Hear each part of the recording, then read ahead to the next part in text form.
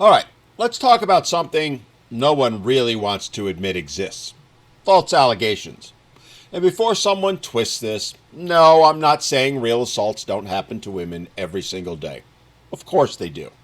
But that said, while they do happen more often than they ever should, anything more than one is too many, relatively speaking, they're actually pretty rare. Think about it this way. Women individually have literally hundreds of innocent interactions with men every single day. Now multiply that by the 4 billion or so women on this earth, and well, you get the idea. But you see, they ignore that fact and instead focus on the very few bad things that do happen. Now look, that's not to minimize those tragic events in any way. But when you put the entire focus on the less than 0.5% of men who do those bad things and ignore the 99.5% of men who do good things, in reality, what you're trying to do is create a climate of fear.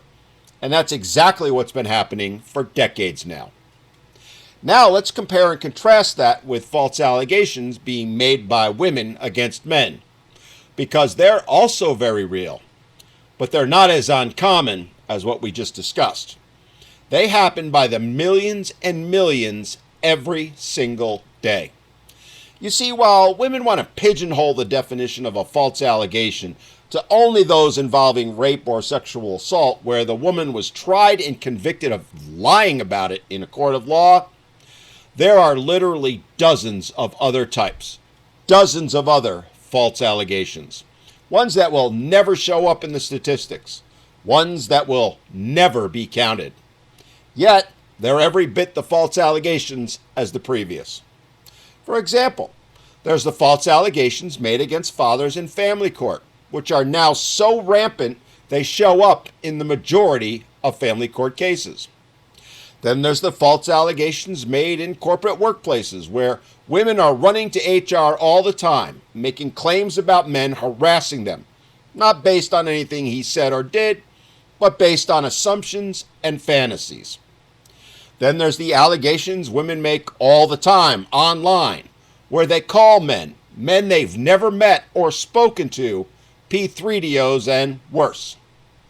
Then there's the ones women make against men who just happen to be passing by on the street and maybe glanced at them for half a second, or maybe didn't, which pissed her off. That triggers these women to claim he was somehow assaulting her with his gaze. And of course, there's the big one, the false allegations that women make every single time they generalize and say it's all men, while going absolutely apoplectic if you were to say the same about them. Yet, there are far more false allegations made against men than actual assaults against women. And don't even get me started on women filming in gyms. All of those things, every single one of them, are false allegations. And they've had an effect, not just on targeted men, but all men. But guess what? They don't just destroy men's lives. They hurt women a lot. First, they make people stop believing the actual real victims. Every time a woman lies for attention, revenge, sympathy, or whatever, or tries to make it go viral by posting something online to get clicks and likes, it makes it that much harder for the next woman who actually needs help to be taken seriously. It's why often when they finally do have the courage to speak up, people end up rolling their eyes at them saying, "Oh great, here comes another one with her fake story." That's not just sad, that's downright dangerous. Frankly, I think it's completely irresponsible. Second, false allegations widen the trust gap between men and women. And women feel that every bit as much as men do. Good men have assessed the risk. They're no longer willing to take the risk of doing things like going on dates, even talking to women in the workplace, or being alone in a room with one. Men have realized it's not safe to dare to open up emotionally because the risk of her weaponizing it or using it to get back at him for daring to make her feel uncomfortable is simply too high. To sum it up, men know every minute of every day they are one false allegation away from losing everything. And the majority of women Rather than being appalled at that thought, relish it. Yet now we've got women who are going around wondering, where are all the good men? Well, ladies, those men aren't gone. They're hiding. They're hiding behind lawyers, hiding in their homes, hiding in silence. They're not hiding from love. They're hiding from you and the risk that you present. You can't build relationships like that. Can't have families like that. Can't build trust like that. And you most certainly can't build or maintain a society like that.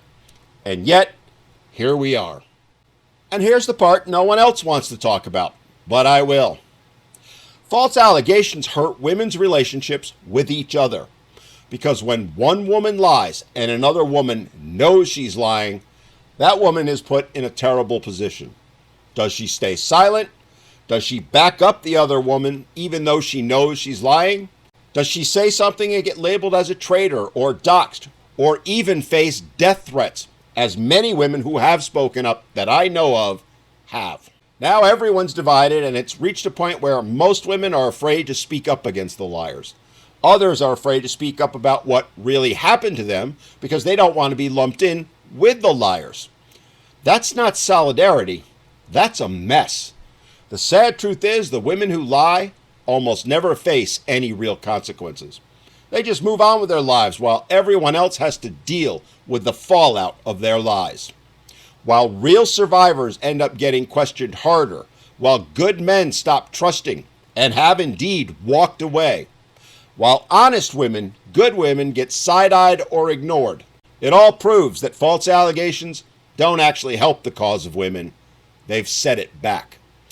Believe all women doesn't help them, doesn't empower them. It actually betrays them. False allegations aren't justice. They're poison. And if we actually cared about protecting women, then we would care about protecting the truth also. And that would mean calling out the women who lie, not in whispers, but out loud and with receipts. Because if we don't hold them accountable, who will? As I said, false allegations don't just hurt men. They betray women, and yet there's silence all around that. Honestly, more than anything else, I think that's the real injustice.